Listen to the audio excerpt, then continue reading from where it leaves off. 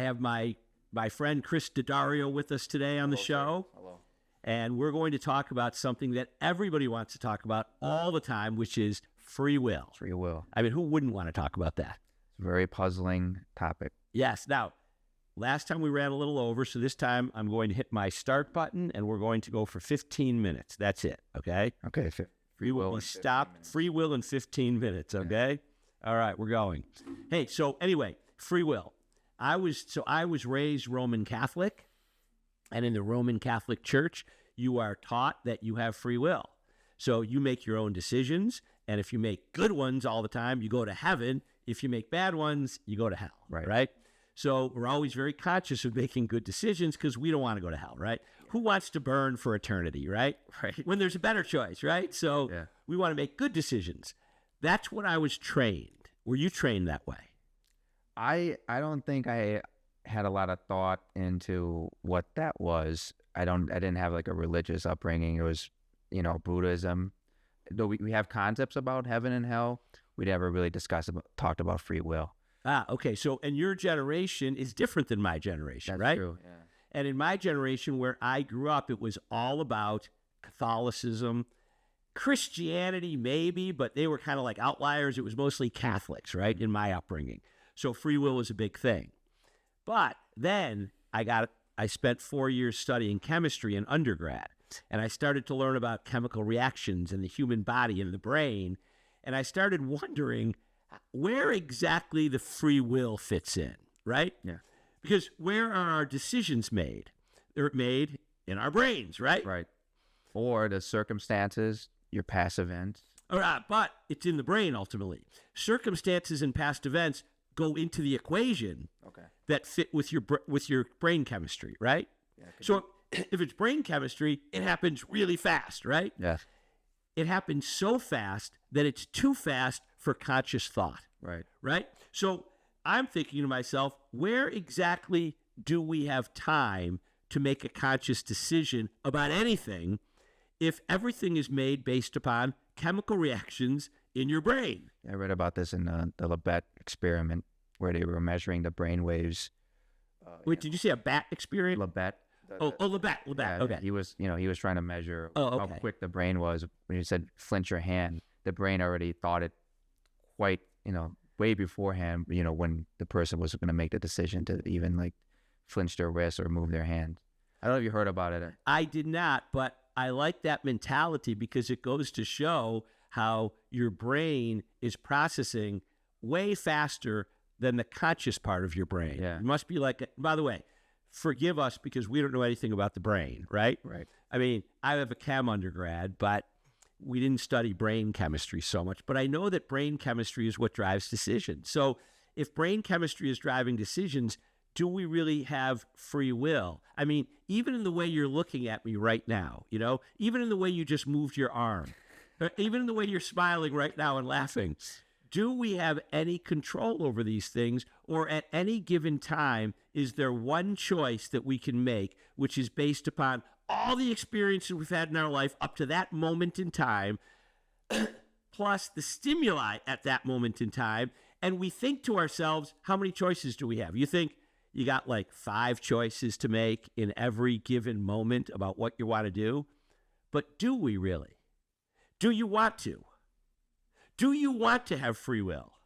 I think having free will creates agency, and it the thought of there's no free will, it's like kind of out of your control. Everything's out of your control. So that can create, to me, a little anxiety. It's a little scary, right? It's a little scary. I feel a little claustrophobic when I think that way. Yeah. When I consider that I don't have control over my decisions, I don't like it. I feel closed in. Yeah. I feel trapped in a way, right? And have you ever ridden a roller coaster ride? Yes. When you get strapped into that seat, you can't get out until they press the button at the end of the ride, right? Yeah. And I always think to myself, what if there's a zombie apocalypse while I'm on the roller coaster, right?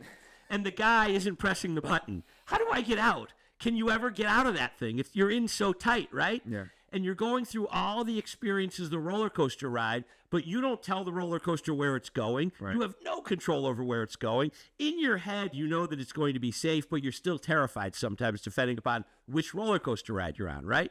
So it kind of deviates because you got one person saying, well, you can just let go and live. Then you have the other person who's like, well, that's kind of lazy. Oh, if you have no free will. Yeah, the whole equation of free will. Like, if you have no free will, I can see somebody easily adopting like a go with the flow mentality. Yeah, and by the way, so you go with the if you have it or not, just is decided. I mean, first of all, whether we agree with it or not, or whether we know about it or not, it is what it is, right? Yeah. But when I think about free will, I think about where it would come from, right? So if you think about, first it's brain chemistry, right? All of our decisions are brain chemistry happening really, really fast, right? But the other thing is we are mostly defined before we even exit the womb. Yeah. Because think about it.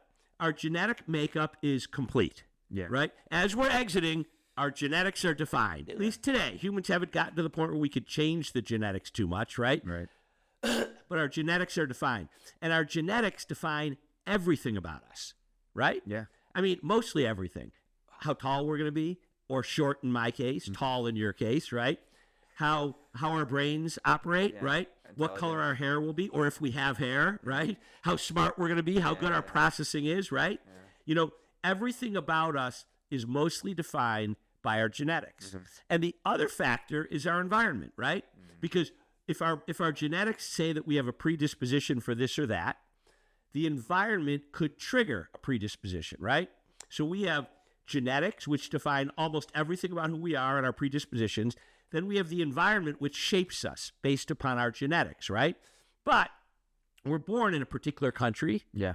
We're born into a particular family. Yeah. We're born into a particular climate. And I don't mean environmental climate, although that's kind of relevant, but also political climate and climate of violence or climate of peace, right? I live out here in the woods, so it's very peaceful. But you might be in a war zone. But where you're born will determine, that's your environment, right? So now you have your genetics, which is decided before you exit, and you really have your environment before you exit, right? So what's left for free will in that case? Is there anything left? I used to always say that you get like 1%. So 99% of everything that we will become in this world is defined by our genetics and our environment. Maybe you get 1% of play, and I don't even know where that 1% is.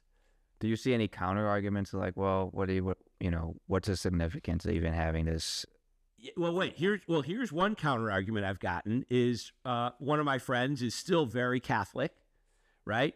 And he has told me that God has given us free will, right? So his counter argument to the no free will thing is it's impossible because God gave us free will, and if God gave us free will, we must have it. So I don't know, Tom, this is what he said to me, I don't know how you're wrong, but I know you're wrong. And I kind of want to agree with him. I'm not talking about that God gave us free will, so we must have it, but I want free will, sort of, right? Yeah. And here's what I mean by sort of. I want free will because I feel claustrophobic without it, but at the same time, I do believe in God, right? And I do believe God has a plan, and I do believe that I'm supposed to evolve in a certain way to get to a certain place, and I'm not sure I want to leave that to free will. Yeah. It's like if you're an athlete, you're a swimmer, right? Do you swim? I don't. I used to swim. Okay, but if you did swim, you might want to go to the Olympics. And would you prefer to have a coach who told you exactly what to do to get to the Olympics, or who pretty much said, just go do your thing and let's see how it works out? If you want to go to the Olympics. In sports, definitely before going to the Olympics, I would definitely need coaching that tells me exactly what to do to get there. So in a way, if you're like, a godly person, you might say, I want to be going on a path that is certain to get me there. Whatever twists and turns there are, fine, but I don't know anything. I don't know what I'm supposed to do. I don't know if I want free will. So part of me wants it because I don't want to be claustrophobic, but part of me is like, I'm not sure I trust myself with such decision-making power when eternity is at stake, right? Now, I don't know how your generation feels about that, but I'm old school. I still have my upbringing, regardless of whether I'm a religious person or not. My entire brain is wired about being a man of God. So, and I believe in the afterlife, probably because of my upbringing. So for me, it's important that I get there. Yeah. What I noticed with my generation is the tie-in to education or the justice system. So if you make a claim that a lot of the factors about having free will is beyond your control, so that relates to sympathy towards people who may be born in a bad environment. So the severity of responsibility gets kind of, Diluted. Yeah, diluted a little Right. bit. So Maybe even worse than that. yeah, If you don't believe in free will, that means you don't believe that. So who made us all, right? God, right? In fact, somebody told me this once. I was blaming somebody for something, and they said, don't blame me, blame God. Because God created me and everything that I'm going to be in this world. And so you got a problem with what I did, blame God. Now, at the time, I thought it was a stupid thing to say. right. But now I think about it as we're discussing free will. If we have no free will, if we are strapped in on the roller coaster and we are going on our journey with no decision-making power whatsoever, and we end up to be a serial killer, who is that on? Us or God? Well, I like to say us. Anyway, you like to say us, but who's it on? What is that what you believe? Because are you a free will guy or not? Well, I mean, like when it relates to somebody who's like a serial killer, Okay. when it relates to causing harm to people in society, I just can't imagine adopting the no free will argument. Okay. But there's either no free will or there's free will, regardless of the person that we're talking about. So if I said to you, oh, this guy's a really good guy, he's never done anything wrong. Now you're cool with there being no free will because there's no consequence to this person because they're good. Yeah. But if it's a serial killer, now you're like, wait a second, there's got to be justice. Yes. Right? Yeah. There's got to be consequences. Yeah. So, but the question is, and maybe that's the best time to ask the question about free will is in the context of a serial killer. Because hardly anyone likes serial killers, right? Yeah. I don't know anyone who likes a serial killer, right? Do you? I mean, they're like, I don't know that I know anyone. They're celebrity, and the way the media depicts serial killers, they kind of randize them slightly. Like, do they? Yeah. Really? Well, I mean, I think they make shows about them. That's true, but I'm not sure people like them. But one way or the other, most people don't, right? The vast majority of people don't like serial killers. So in that context, you want to punish them, right? Because they're terrible, right? They're chopping people and they're stabbing people and shooting people and cutting heads off. I mean, there should be consequences to that, right? Absolutely. But what if there's no free will? What if everything that you do, you're on the roller coaster ride. You're like, oh shit, I'm programmed as a serial killer? Like you couldn't make me an Olympic athlete, or you couldn't make me a professor or a scientist or a lawyer who invents something great. Yeah. No, you made me a serial killer, really? Yeah. So that would suck, right? Because I'll bet you even serial killers don't like other serial killers, right? Because it's weird. It's horrible. It's terrifying, right? Yeah. Because no one wants to have to face down a serial killer, right? Oh, no, not me. And nobody wants them in their neighborhood, right? No. So even them, though, if there's no free will, then they're doing what they're programmed to do, right? They're going through the ride, strapped in, just like the rest of us, and they just got a shit deal, which is being a serial killer, right? What do you think about that? Do they deserve justice? Well, it's like more so how do you adapt to that from a societal point of view? Well, that's another story. And maybe the way to adapt to that is you have to exterminate the serial killers, right? Yeah. But even though it's not their fault. Well, like then it goes into like, can you even put these people into rehab or, Well, whatever we're going to do, if there's no free will, it's determined anyway, right? So whatever we do in response, we have no control over. There used to be this commercial back when I was a little kid. I think it was Westinghouse, but I'm not sure. And there were the commercial would end with a blue screen, and these white lines would be going this way, this way, this way, this way. It was like as all the lines are being formed. And it's forming this little tiny box in the middle, right? At that very moment, you have your decision, right? At every moment in time, because of your genetics and your environment, at every moment, and the brain chemistry, at every moment in time, you have one decision that you can make. In fact, it's not even a decision because you don't have a choice between two. It's just one thing that you can do, including the way you just nodded your head up and down. You had no choice because all the experiences in your life built up and trained your brain and led to one moment in time where you nodded your head in response to my comment. You couldn't control it, even if you think you are. And if I say to you, you have to do what you're doing. Like, for example, you cannot drop that pen on the table. And then you drop the pen on the table. You did it because of my comment, right? And all the experience you have about being a rebel and, hating authority and never doing what people tell you, and you drop your pen on the table, right? All those experiences built up to that moment in time. Oh, shit. We just got the buzzer. But that just means we have a few minutes to wrap up, right? So with that in mind, I'm wondering, is there any... Okay. Does it matter, right, if there's free will or not? I think in the formation of the human being, it's quite clear that there's so much of it that's beyond the person's control. So then you could say, yeah, there is no free will. But how we choose to react to that on like... You mean react to that comment, that concept, no free will? Yeah, because then we can't negate justice or negate responsibility or personal agency. Well, you're saying regardless of whether you believe, so if you do believe there's free will, you can certainly insert justice and agency and accountability, right? Yeah. If you believe there's no free will, you still have to deal with the consequences. Like you just said, let's say that the serial killer has no choice. You still can't have them living in your neighborhood, right? You still have to either execute them or put them in prison or whatever your view is on how to...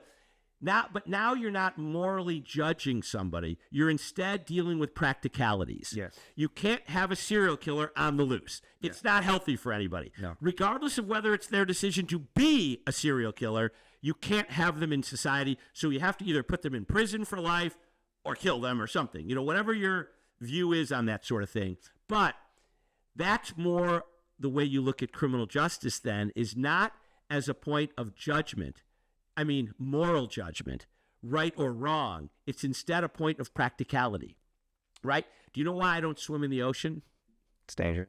Sharks, right? Because even though I probably won't get eaten by a shark, I don't want to be anywhere near them, because if they do eat me, that would suck, right? That would be pretty bad. So it doesn't mean I don't like sharks. I mean, I like to watch them on documentaries. I don't morally judge sharks because they do what they do, right? But I don't want to be around them, right? So it's the same with people that are bad. Think of the worst people in your life. And by the way, I don't want this show to ever be canceled by anybody, so we're not going to mention who those worst people are. But think of the worst people that you can in your life, and if they are programmed by their genetics and their environment and they have no free will, they're no more morally good or bad than you are or than I am. Yeah. They're no different in terms of morality, but we still have to deal with them in our environment, right? We still have to, the practicality of it, we still have to address. Because we do have a primitive side, too. We definitely have a primitive side. Comes into play. And we're never sure. Okay, we're never sure. Like, let's say that we don't believe there's free will because of genetics and your environment, and where would it come from? But we don't know everything, right? I mean, it might be another place in there. There's genetics, there's environment, and then there's a wigabot. But we don't even know what a wigabot is, right? But it's the final piece that's our free will. So we don't know. So we want, maybe, like, I kind of lean toward no free will just because of the genetics and the environment and the brain chemistry. But I don't know, which means I still have that sense of moral justice. Even if it's hard for me to fully take away someone's agency for what they've done, because we're still primitive man. We're still cavemen. Yeah. I mean, deep down, no matter how you dress us up in nicer shirts, some of us shave. You clearly don't do that, but some of us shave, right? And, but we're still primitive man at the end of it all. Yes. Shave, no shave, we're so primitive. It's right. Exactly. Whether we shave or not. So anyway, we're out of time. That's a good place to end it. Yes, sir. Thanks, Chris. Thank you.